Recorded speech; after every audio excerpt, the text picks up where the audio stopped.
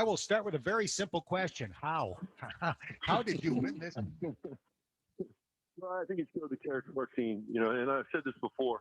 I love the character of our team because they come back every day after tough losses. They come back every day after all the things we've been through. So that speaks to their character and their consistency, first and foremost. And the other thing is we got tougher. That's all we preached. It's interesting. 2 weeks ago, we thought we were going to play this Temple game. It was on our schedule. We talked about taking the toughest team on the plane. Right? If you didn't think you were one of the toughest guys on the team, then we weren't going to take you. And I think I canceled the last second. So and now we play Philadelphia. We play in Philadelphia again against Temple. Same thing. So it's interesting that it came full circle. Same thing. Toughest team on the plane. We certainly did that. Our defense was tenacious in the first half, flying all around. In the second half, we were able to hang on in defensive breakdowns in the second half when they didn't have our voices. For the first time all season, we actually executed offensively in the last few minutes. Obviously, you guys were wrecked with COVID throughout. I don't know how many had it, but you had an interesting lineup tonight. One of my favorites, I saw him last year, Rob Banks, got the start tonight.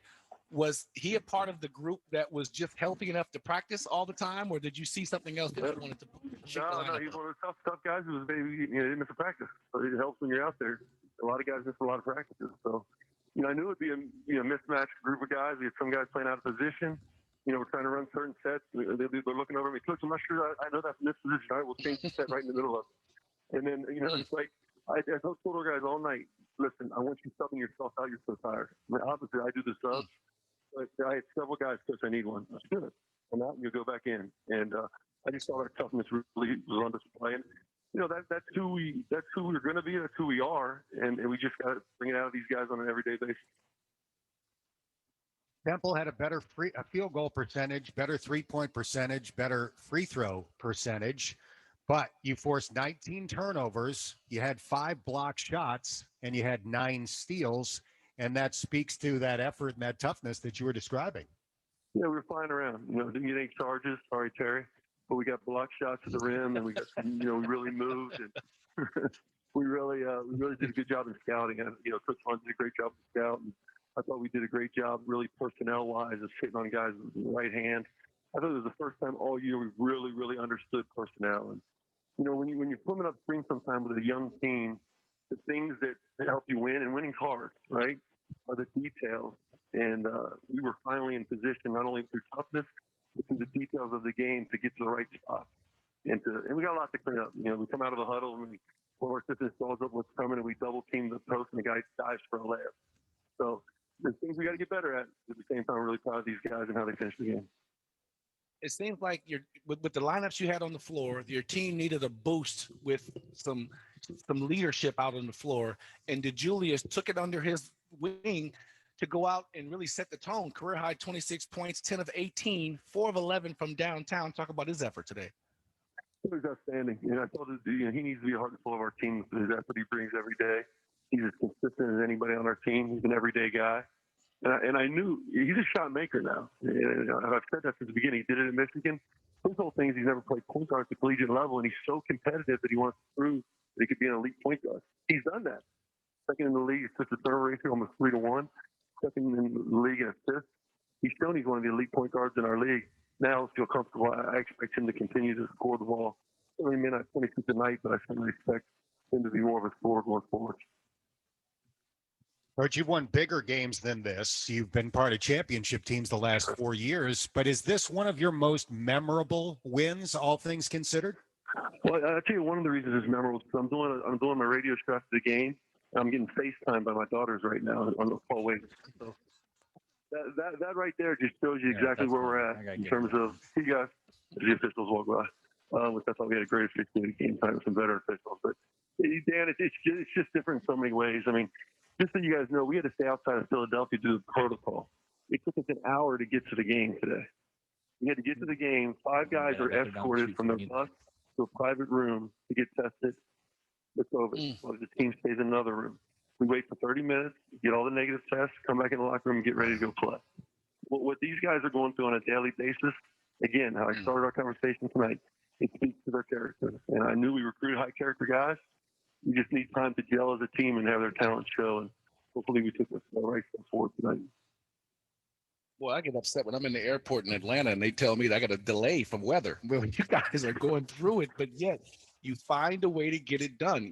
Looking at Chris Vogt, he only had 3 points and really didn't score the ball from the floor, but his impact defensively is really what allowed you guys to take leads of 10 and once again leads of 7. They came back, but I thought his energy was something that helped you guys change the flow of the game. Great point, Terry. They went small and put their foreman at the 5 spot. He's a really good driver and a very capable 3-point shooter, and he was able to stay in front of him. And with the 17 ball, he can keep the ball in front, and then he was able to help on the backside. So I really thought his defensive performance was outstanding. And again, everybody contributed. At least everybody that was able and healthy contributed. Right. And we look forward to hopefully getting the rest of our team back soon so we can continue to, take a step forward and play a lot of games in a very short period of time right now. Could you be back at full strength on Sunday? I have no idea. I'll go back and the medical staff and I will get together and they'll give me the answers to that, and then we'll go forward. Enjoy this one, Coach. Thanks, guys. All right. Congrats on a great win. Cincinnati victorious in Philadelphia tonight, 63-60 the final score. We'll take a quick timeout. We'll come back and wrap things up in just a bit. This is Bearcat Basketball presented by Ucrate on News Radio 700 WLW. Hey, Bearcat fans.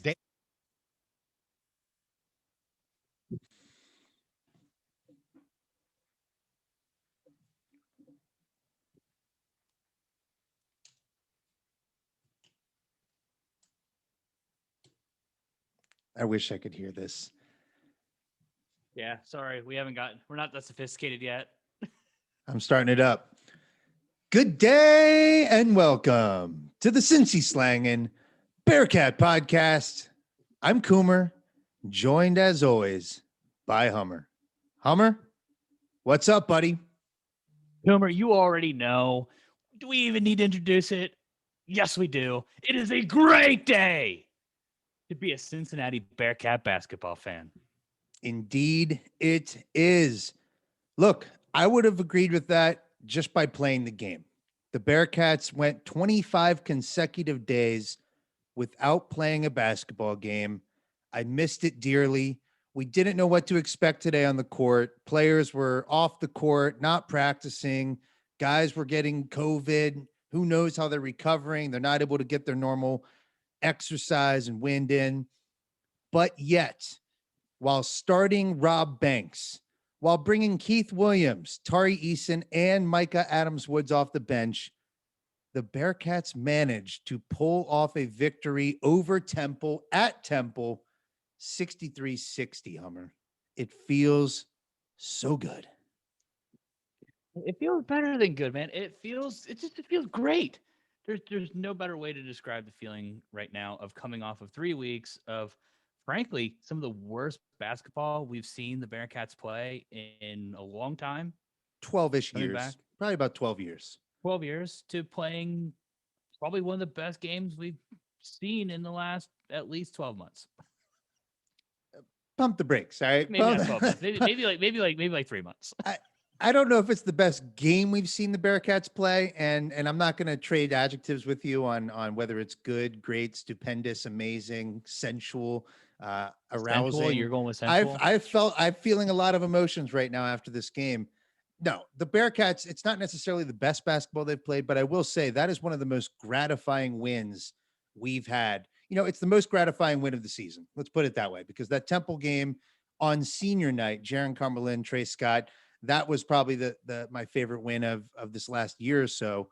But this win, when you consider everything that was going against the Bearcats, Mamadou Diarra, Zach Harvey, neither of them made the trip.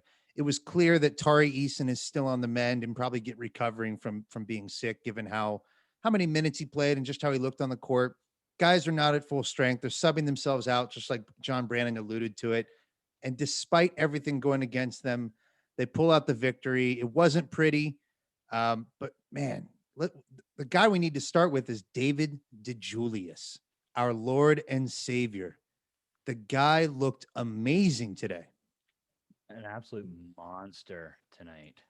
Like, let's seriously be real. It sounds kind of corny, but something happened. There's something coming up, and we're about to pay homage to the man who just dropped. How many points did he drop tonight? Was it 26? Finished with 26 points, 18 26 shots, points. 11 3-pointers, made 4 of them.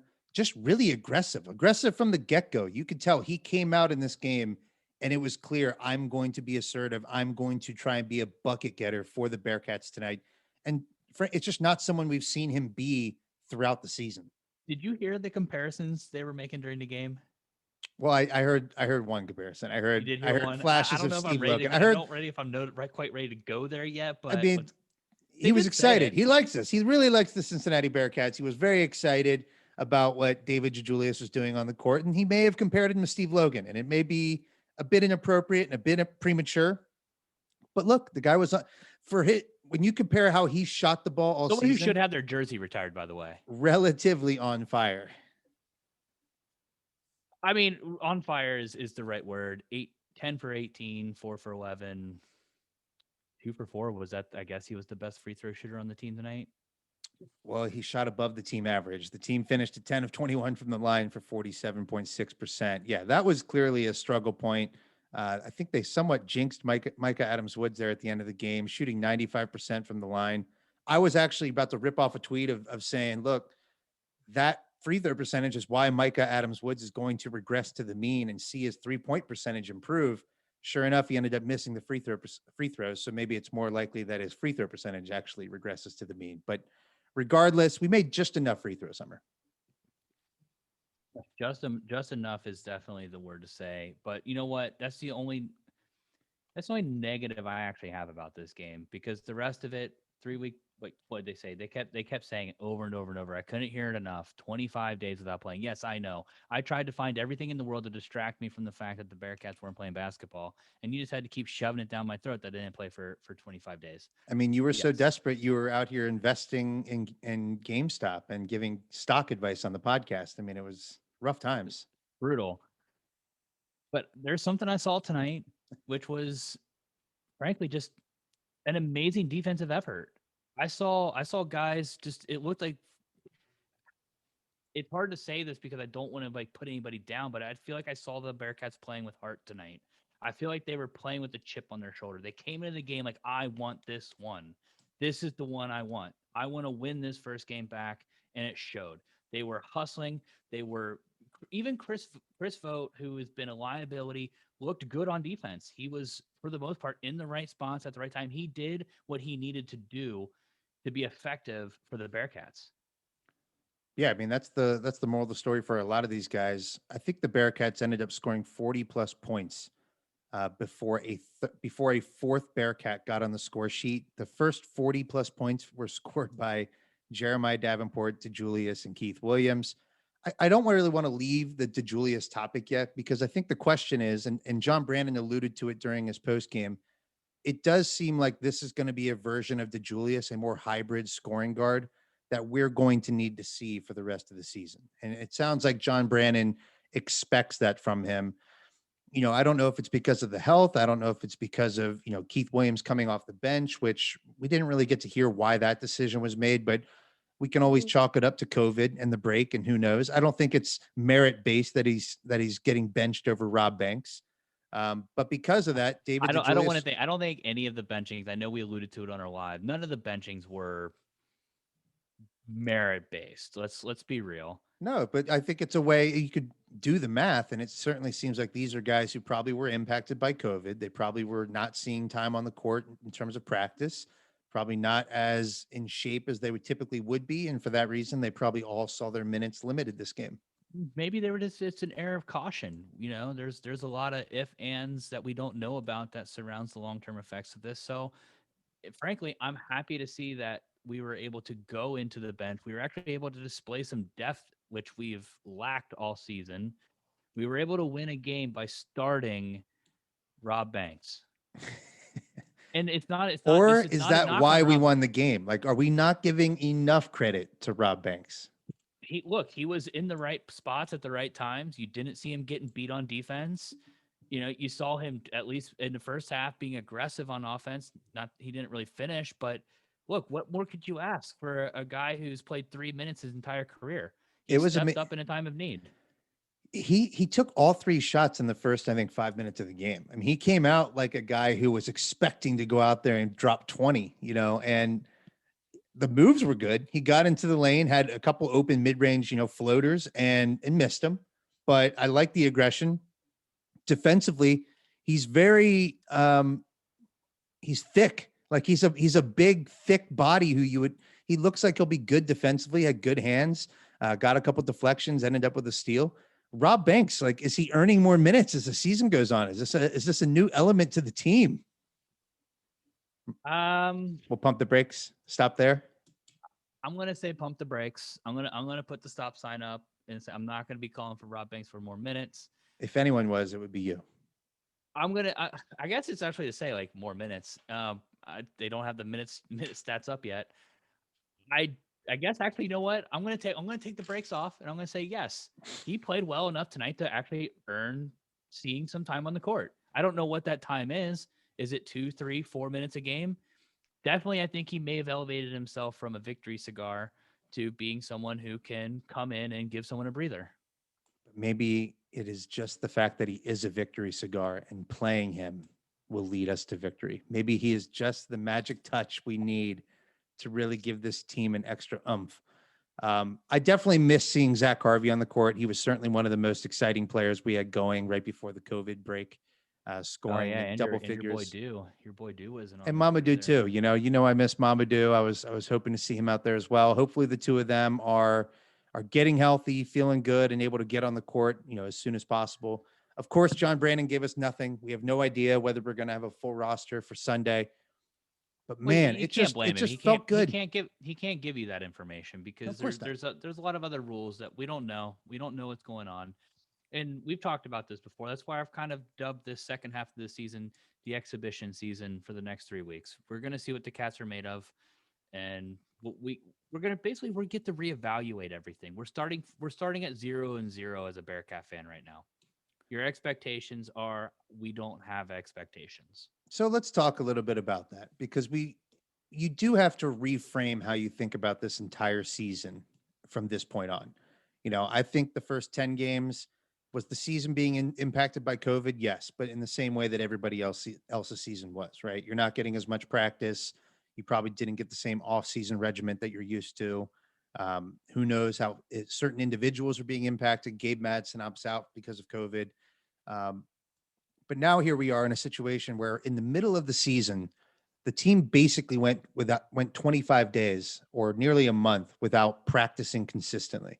They're not on the court regularly. They're not working to improve their ability to run successful offensive sets or working on their turnover issues or just getting in the consistent work that a team would do, or even the game reps to work through their challenges.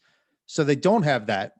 And now they're also in a situation where players don't have the same fitness that they're accustomed to. And as fans, I still want to see the team go out there and compete and play and win and pull off some tough victories down the stretch. But I also have this in the back of my mind thinking, well, who's had COVID and how has that impacted them? And do they have the same stamina? And are they able to have the time to work on the weaknesses and deficiencies that they've shown all season? It's a lingering elephant in the room that I think we have to keep into consideration, or at least in the back of our mind for the rest of the season. No, I mean, that's why I said I'd preface this with it's the exhibition season. We got to see where it's going to go. It more than ever now, it's about seeing individual improvement. For instance, like Chris Vogt may have only scored 3 points and they were all at the free throw line, but Chris Vogt probably played one of the best games I think I've seen him play all year. He was in position on defense. He wasn't getting beat on one-on-one drives. He got beat, I think, once on a one-on-one drive, but he was in position. He didn't foul out of the game, which is phenomenal. He finished the game with 2 personal fouls, and they were honestly probably good. They were good fouls. They were fouls that you want to see, the type of fouls you want to see him commit. And he had a couple good defensive stops, and he had some rebounds. He had 5 rebounds tonight. He was the second leading rebounder on the team. That's what we want to see out of him. Grab the ball. He should have had some more points. Some of those field goals that he missed, those will fall. Those will fall as time goes. But I feel like that's what you want to see. You don't want to see the offense run to him. You want to see him being a good role player in this squad. And that's what I saw from him tonight, and I loved it. I absolutely loved the Chris Vogt that we saw tonight. Well, with Chris Vogt, less is more, right? We're better off if he's going to be on the court. We are better off if we're not running the offense through him. And I thought in the first half, you saw a team that wasn't insistent on getting the ball inside to Chris Vogt on post ups. And because of that, the offense was a bit smoother, a bit more free flowing.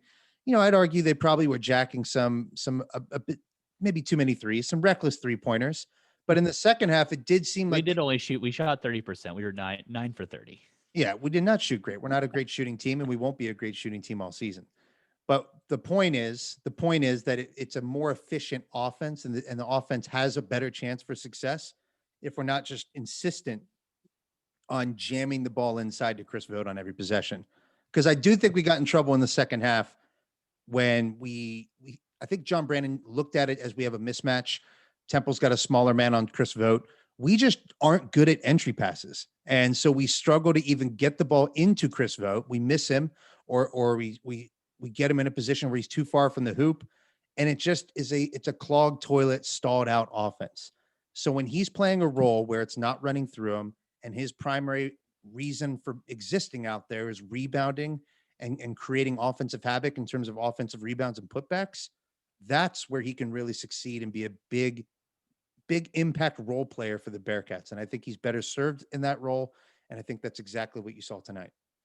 All right. So we have DeJulius as the MVP of the game. That's unanimous now. I know when we got live, we said that it was pretty much a team effort. Everybody's kind of playing their roles. So who is your second All-American MVP of the game? Who's the player that stood out to you as having the second best performance of the night? In terms of the second best performance overall, I'd probably go with Jeremiah and Keith were both good. I don't think you can argue that with their point production and how hard it was for us to get buckets. I think the two of them were crucial. Keith Williams, in the second part of that first half was outstanding. Knocked down some critical 3-pointers to keep us in the game and then help us go on a 10-0 run to take the lead. And then in the second half struggled, but down the stretch came up with a huge one-on-one defensive stop where he got the block and knocked it off the Temple player out of bounds. And then obviously had a crucial finish over 2 players in the lane. So I thought Keith Williams was all in all quite good, especially when you consider that he was coming off the bench and likely not at full strength. And then Davenport was his usual energetic self, overall just solid. I mean, he's got a reliable 3-point shot. It's amazing.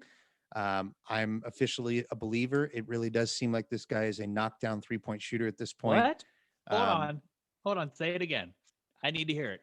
Oh, I was not really like a complete skeptic. I wasn't sure if I could completely believe the shooting numbers, but it seems like the guy is truly a knockdown shooter who, when he shoots, I genuinely feel good about it. I think that's what we've said at some point. Walking offense. Come on. He's a shooter, right? Like his offensive role is a shooter. Players on the court, if not the best player on the court. Not tonight, though. DeJulius was that best player on the court. But he's one of the most important players on the team for us. Yeah. Thank you. So yeah, no qualms with Jeremiah. I'm glad to see him out there. I'm glad he was available for us tonight because without him, we're probably in trouble. But if there's someone that's really worth mentioning who stood out and we haven't seen much of him this season, Mason Madsen gave us some nice frisky minutes out there, pulled down 4 boards, just generally looked comfortable, always in the right spot, made a couple nifty passes, had a nice drive and finish at the hole. Look, Mason looks like he's going to be a guy who can give us, 7 to 10 minutes a game for the rest of the year. And I'd love to see him in a role where we can run him off some screens and get him some open looks. Cause there's no doubt in my mind that he's a knockdown shooter. He's so freaking confident out there. We need to see him get some more open looks. That's a need, I think, for the future success of the Cats here is seeing Mason Madsen get the ball in open space to be able to take a shot. Cause we know he can shoot. Tonight, I don't think he had enough open looks. Every time he got the ball, someone was guard on him. But like you said, he made some crispy passes. He seems to be sure with his decisions where he is throwing the ball. He had a few turnovers tonight. Well, it doesn't officially give him a stat as a turnover, but I think if when we see Yahoo stat corrections in the morning, there's going to be one there. Um, where and Saunders I think was guilty of this as well, of just trying to make a forced entry pass into the lane. But other than that, no, I think they're great. I give my second MVP though. I do give it to Keith Williams. I don't think his 5 personal fouls reflects his true performance tonight because he only had 3. Yep. 2 of them were absolutely egregious. One of them he just basically took the ball with 2 hands out of the other defender's dribble. Absolutely horrendous call. And then the other one with a drive where he was basically straight up and down. You couldn't have asked for a better defense. You couldn't. What do you want him to do better? So I honestly thought he played fantastic tonight. He felt it too. You could see it. He took a couple step back threes, just big shots, made them when you needed them. This is the kind of Keith Williams you want to see. You want to see him, taking his, but he's not the center of the team. You don't want him being the center of the team. You want him to just be. I hate to use this analogy. You want to see him be Scottie Pippen. Yeah, you want Yeah. you want No. to see you want him to be good. Well, if Possibly the I best would player take of the Scottie team. Pippen. I don't think Scottie Pippen's an insult, and I think that's the problem when people think of this stuff is that you tend to think negatively about what the second fiddle is, but in reality, you need really good second, third, fourth options on a team. I think what we found out, and I wrote up an article, first one on CincySlangin.com. Go check it out. Tried to put into words how we were feeling about the rest of the season, how to really look at it, but also, some specific players and skill sets from those players that we're looking to see the rest of the season. One thing I brought up with Keith Williams is that his usage rate this season going into tonight was over 30%. I forgot about KenPom. I get to use KenPom. You get to use KenPom, and his KenPom usage rate was over 30%, which, just to put it into context, is about the same usage rate of Jaron Cumberland the past 2 seasons.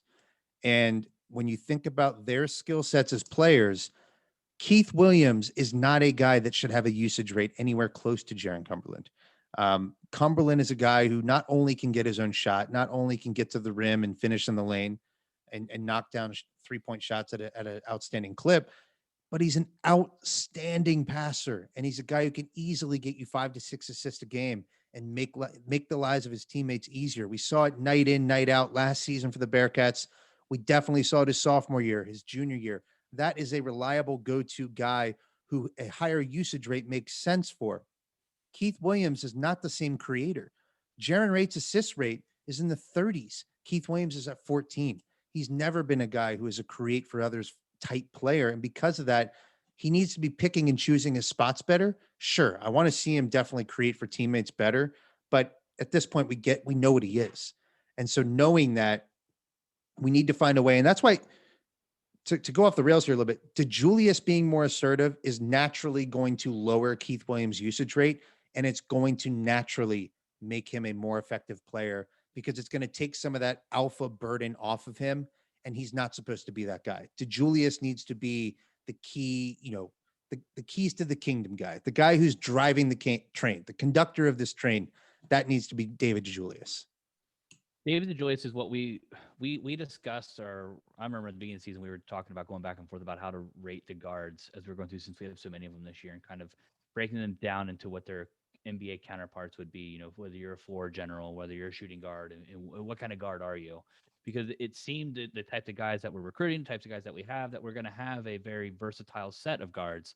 DeJulius is a floor general, and he needs to be a floor general. He needs to be the guy with his hands, the ball in his hands, the majority of the time, leading the offense and charging into it. But not just being a general. Like, I don't want him just he needs to be a shooting distributing. guard.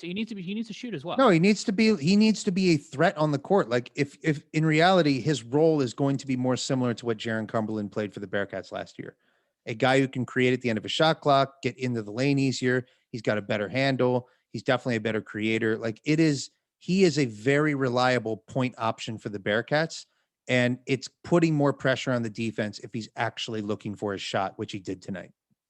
It's interesting that you put it in those terms of basically you want DeJulius to be more like a Jaron Cumberland, because Jaron Cumberland is a unique player for the Bearcats, one of the all-time greats. Where does that put Micah Adams-Woods, who was kind of before this break was kind of sharing that role with DeJulius. Are we calling for or wanting to see maybe what the team would look like if we don't split that as much? We maybe move it to a 75-25 split between the two, taking it up the floor, that you're putting the ball into Julius's hands. I mean, there's still going to be opportunities, but Micah hasn't been great in the lane. You know, he's not finishing at the rim well this season, and he hasn't been a creator as much. In my opinion, Micah, his perfect role for this team is a role player, right? He's going to be filling in the gaps. He's going to be, you know, a lockdown defender defensively. He's going to hit the occasional, you know, corner 3-pointer for this team, try and spread the floor as a threat. But otherwise, like, we don't need to lean on Micah Adams-Woods in that capacity, especially when you consider that, you know, the sixth man for this team didn't play tonight. Zach Harvey's going to come back, and he's going to hopefully be healthy and able to play this season. And if he is, that's the instant offense spark off the bench that we didn't necessarily have tonight. Well, I guess we did if you count Keith Williams. But when we're in normal times, Keith Williams is our new spark off the bench behind Rob Banks. No, I mean, Zach Harvey is a big missing piece for this team, and hopefully he can come back and hit the ground running for where he was. Because I looked at it, the last 4 games he was shooting 66% from 3. Harvey was lighting the world on fire over the last 4 games. Comes back, let's be real. What we want to see out of Harvey when he comes back, we want him to see what DeJulius just did. When you get the ball and you're open, shoot it. If the guy is playing you 3 feet off, step back and shoot it. That's what we want to see, because we know that's what we want to see. He has the ability to make the hit those shots. So we want to see it.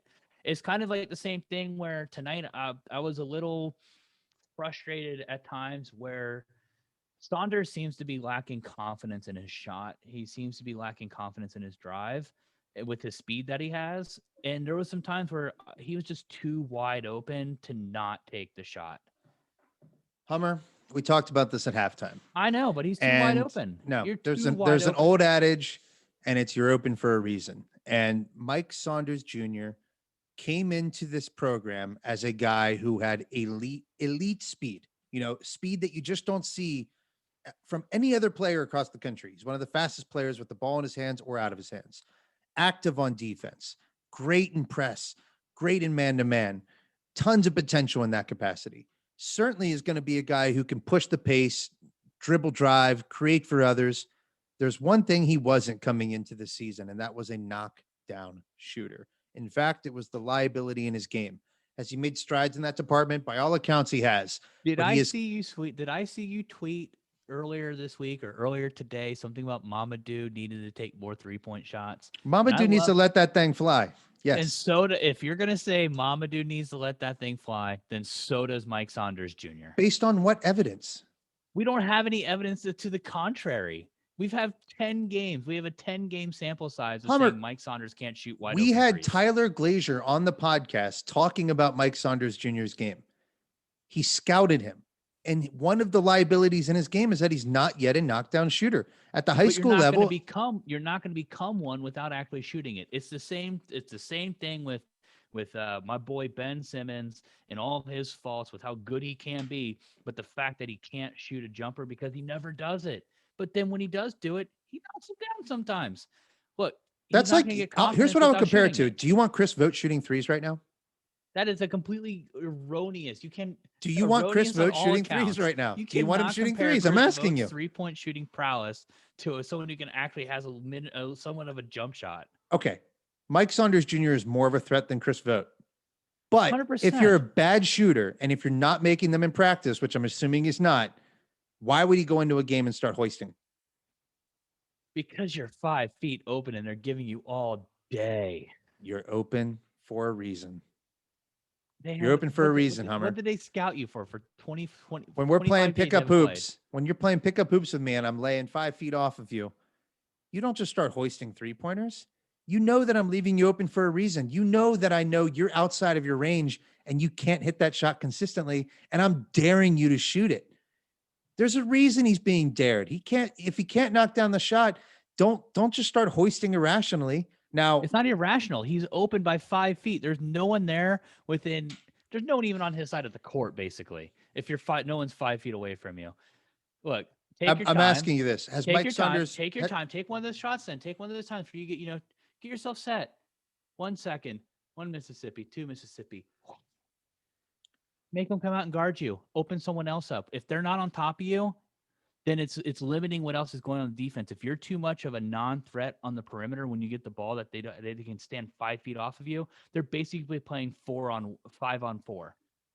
You can't. That's unacceptable. So I want to see him do it. I want to see him get some confidence. Look, this is all. The rest of this season is all practice. I don't have any expectations of this team making the NCAA tournament. Granted, we did just see ECU beat Houston, so maybe there is a No, chance. but they're competing. Like, we want to see them win games and play successful basketball. I also want to see players' growth through here. I want to see him get some confidence in a jumper. Hummer, look, this season, Mike Saunders Jr. is 5 of 18 from the field, shooting 27.8%. He's 0 for 5 from 3. There's no evidence. He's taking 5 shots then? What if the opposite happens? What if Mike Saunders Jr. just went out there and started jacking shots and started missing them all? What happens to his confidence then? Well, you're only going to get it one way or the other. Look, you miss 100% of the shots you don't take. You've taken 5 all year. Here's Mike Saunders Jr. has a very specific role. Two of them were tonight then if it's 0 for 5 all year. Very specific role on this team. And that role is to push the pace when he gets the ball, defend like hell, and when you get the opportunity, collapse the defense and kick out the shooters. He can do those things. He can do them well. That's the skill he should be working on. When you have a guy that's 5 feet playing 5 feet off of you, drive at him. You have the momentum there. The guys do that. Yeah, absolutely. He can definitely do that. Then drive at him. He needs to do something other than just stand He's a freshman, man. He's a freshman. He's a freshman. Right. He's going to get there. This is the growth opportunities we're talking about. Right. This is what I want to see. Growth opportunities. Okay, I still want to see them compete and try and win these games because the team is good enough to win games in the American Athletic. This is not a good conference. We talked about this during our. We should. We should not have blown them out. The team is coming off a 25-day. This is the team we should have beat that we did. This is the game we should have won and we did. Was anyone saying that coming into the game? Could we honestly, with a straight face, say we should win this game tonight? As a University of Cincinnati fan with a little bit of pompous and a little bit of arrogance, yes. So yeah, no, we should. This is a Cincinnati team that has talent. We've said this all year. The only thing that was holding us back from wanting to say we should beat this Temple team is the fact that we haven't. There's a lot of things going against us. We haven't practiced. We had our only 1 5-on-5 practice. We didn't have Zach Harvey. We didn't have Mamadou. There's a lot of obstacles in the way, but our talent is good enough that this team is a top tier team in the conference. We had a really bad start out the gate.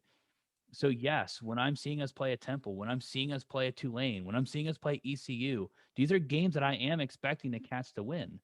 There's games that I'm not expecting us necessarily to win that I think it should be at least be a fight. I think we should be in a game that's a fight against SMU. It should be a fight against Wichita. It should be a fight against Houston. But there's no one in this league that I think that the Cats go up against that should be blowing us out. I think we should be blowing out the bottom tier of this league. That's the point. So don't come on the podcast and start calling for guys to play out of their comfort zone. This is development. It doesn't matter what happens. Hoist 3-pointers. No, that's not how this works. Play basketball in a way that is with the intention and purpose of winning the game. And Mike Saunders Jr. shooting threes is not that. End of conversation. I'll let you have the last word on that one, but I'll get you back one day. Hummer, you mentioned it earlier and we haven't done it. And we need to pay homage to not only what this team just accomplished on the court. We've mentioned it again and again and again, but it's worth mentioning one more time. 25-day layoff. Let's be honest here. I mean, it was supposed to end today, but guess what? We have National Chili Day coming up. And I don't know about you, but I love Skyline. We've had multiple guests on here that when we compare the two, Skyline is hands down by far and away the winner of the Chili Bowl in the city. It's not a question, but I don't want to give free advertising to Skyline. I just want to say there's a lot of great chili in the city of Cincinnati, and National Chili Day. National Chili Day is coming up. It's coming up, and guess who's got a ton of great T-shirts paying homage to Cincinnati chili? That would be Homage, sponsor of the Cincy Slang and Bearcat podcast. Homage.com for all of your Cincinnati chili needs in terms of clothing. Who doesn't want to wear a 3-way on your shirt? It just puts you in the mood any time of day. Head to your favorite parlor and grab a nice 3-way Coney Mountain Dew. It's perfection. And you can have that on your body by going to homage.com. Not only that, I hear they're coming out with a Nickelodeon collection. And I don't know about you. I just saw the Bearcats play tonight, and I just saw a David DeJulius who was all that. Remember that? Remember that show? All I do. that. That's one of the few shows from Nickelodeon I do remember. Look, you can get a shirt right now, all that, but it doesn't matter. Look, the long story short is slanging is extended. It's extended for one more month. You can go to www.homage.com. You can pick up your gear and get 21% off your entire order, or you can visit their store in downtown Cincinnati at the Over the Rhine Street location. You can go in there. You can say the word slang, and you can get your 21% off. And look, these shirts are great. I just got mine. If you saw the post on Instagram, it's a quality shirt. I also got some baseball cards. I got a Gary Sheffield rookie card. I'm pumped That's about crazy. You told me that. That was wild. Hummer got a Gary Sheffield rookie card from Homage. So go to homage.com or go in store, Vine Street location. I got an Eric Davis in there too. That one I can't slide on the Eric Davis one either. I mean, I can't even name the guys that came in my pack. So it's hit or miss, but it sounds like, Hummer hit the jackpot with his pack of cards. Regardless, the shirt was amazing, extremely comfortable, fit well. They've got Bearcat shirt. They've got a Cincinnati collection. Hummer, I'm excited. We're partnering with them for one more month. National Chili Day is rapidly approaching. Go to homage.com, slanging at the checkout, SLANGIN. We appreciate them as a sponsor. Support the people who support the podcast. Thanks. And I don't know if you guys can hear this, but my dog is just whining for no reason. So I'm going to let Coomer go off on a 30-second little rant while I go feed him some treats to not wake up my wife.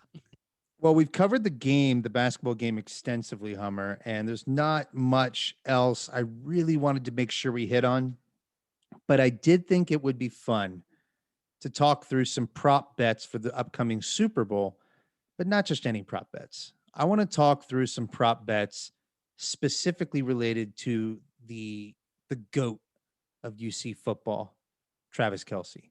Let's run through some prop bets. I've got them pulled up here. I want to talk prop bets. I don't have these in front of me, so I'm pumped. I've got them. I'm going to talk through them, and me and you are going to hash out what the best bets of the week are in terms of Travis Kelce in the Super Bowl. And who knows? Maybe we'll just do a nice little fat parlay and see if Travis Kelce can bring us some coin home, at least hypothetically speaking, if gambling were legal. So to get us started legal where here, I live, brother. True. So the first one we've got here is Travis Kelce's odds to score a touchdown. He's minus 165. Do you have Travis Kelce scoring a touchdown in this game? 100%. I have him scoring 2. You probably get good odds on that. 2 touchdowns. You're not yeah. worried about Devin White and the athletic linebackers that No. Tampa Bay has? No, I'm not worried about him at all. Like, this is Travis Kelce on his way to becoming the best tight end in the history of the NFL. All right. I want to ask you a question about Travis Kelce and with respect to his standing in the tight end spectrum. He is obviously one of the most productive receiving tight ends in history. Who are some of the other tight ends that come to mind in terms of all-time NFL tight ends? Antonio Gates, Connor Barwin, Brent Selleck. Brent Selleck. No, give me some of the truly great tight ends in NFL. You got to go history. Rob Gronkowski. Okay, stop at Rob Gronkowski. How old is Rob Gronkowski? How old is Rob Gronkowski? You said greats. I'm not talking about him necessarily today. He's a dinosaur, isn't he? No, I'm just asking you though. How old I think is he's Rob? like 36. I think that's what I'm saying. I think of Rob Gronkowski as like one of the elder statesmen of the NFL. Rob Gronkowski and Travis Kelce are the same age. They are both 31 years old, and I would have lost a lot of money on that. Bet. What? That's right. Travis Kelce. Say that again. Travis Kelce and Rob Gronkowski are the same age. They're both 31 years old. One. Yes. What the fuck? Oh, sorry. This is live. Holy This- shoot. Rob Gronkowski. I'm turning 33 this weekend, and I thought they were older than me. It's because we associate him with Tom Brady, and Tom Brady is truly ancient. But in fact, Rob Gronkowski started his career much later. And despite being a very young soul, despite being the party boy of the NFL, it just seems like he's been around for a while. And it kind of puts in perspective, like 31 feels, it is kind of old in NFL terms, but Travis Kelce, his productivity continues to rise. And hopefully it continues to do the same in the Super Bowl. Well, I So think we- with Travis Kelce, the other thing is he hasn't been plagued by injury the Exactly. way Gronkowski has been. Gronkowski put himself out there in a way in terms of his body and in abusing it in a glorious way to the NFL, where Travis Kelce, you haven't really seen him take as many gigantic, crazy, weird hits. Maybe because Patrick Mahomes is on his way to being an even bigger goat than Brady himself, and just doesn't put his tight end in those weird, awkward positions. If you can't tell, I'm definitely rooting for the Chiefs here to win this one. But yeah, Gronkowski, Antonio Gates is another one that comes to mind. Shannon Sharp. I mean, there's a lot of great ones, but it's cool. I mean, Travis Kelce is going to be a sure thing, first ballot Hall of Famer. So very cool that he came from Cincinnati and is going to accomplish that. He's going to score two touchdowns in the Super So if Bowl. you have him scoring 2 touchdowns, his odds to be the first Chiefs touchdown are plus 350. If you truly think he's scoring 2, he's probably going to be the first scorer, right? Yeah, the only issue I have with him scoring 2 is that Pat Mahomes is so dangerous in a two-way situation there that I could see, like, it's almost like a more of a 50-50 shot between him and Patrick Mahomes. I'm going. You're taking I'm it? saying You're taking yes. that one? I'm saying You're taking yes that on one? Kelce scoring the first So touchdown. I have you convinced that he's scoring 2 touchdowns. I don't know about 2, but I think he's going to get 1. So But let's go. Not only do you have 1 though, now because you think I have him at 2, you're saying he's going to score the first one. I'm going with you. If I'm he being scores the first one, he's scoring 2. It's all about optimism. So the next one we have receptions made over under 7.5 minus 135 odds on over. That to me is a no-brainer. Like this is a guaranteed 10 reception game for Kelce and Tyreek Hill. Like Mahomes is going to get those boys the ball. I know, And- like, is this weird? What has there ever been a tight end to win the MVP? Oh, good question. I don't know of I don't know one. if it's possible. Honestly, I don't know. I'm just throwing that out there. I don't know. Oh, we're getting there, Hummer. So we got Am 2 I more Googling that props right now. We got 2 more props. Longest reception under 25.5 yards is minus 110. Is his longest reception over or under 25.5? I think I like the under here. I like the unders. A lot of checkdowns, a lot of 8-9 yard receptions falling across the line for a first down. That's what I see happening. And then our final prop, Hummer, Travis Kelce to be named Super Bowl MVP plus 1,000. How you feeling about that? You know what? For $5, I feel like I'm down on that one because I'm looking at. I have it right here in front of me. The Super Bowl MVPs, and not one linebacker is on the list. In fact, I only see like a handful of non-QB offensive players, and those players are either a few wide receivers, Hines Ward, Deion Branch, and then we have some running backs in there, Emmitt Smith, Otis Anderson, but then you have defensive players winning it. So tight ends are not typically they've never been your Super Bowl MVP. So screw it. I would put $5 down on that. I love it. I love it. That's So my basically, hedge.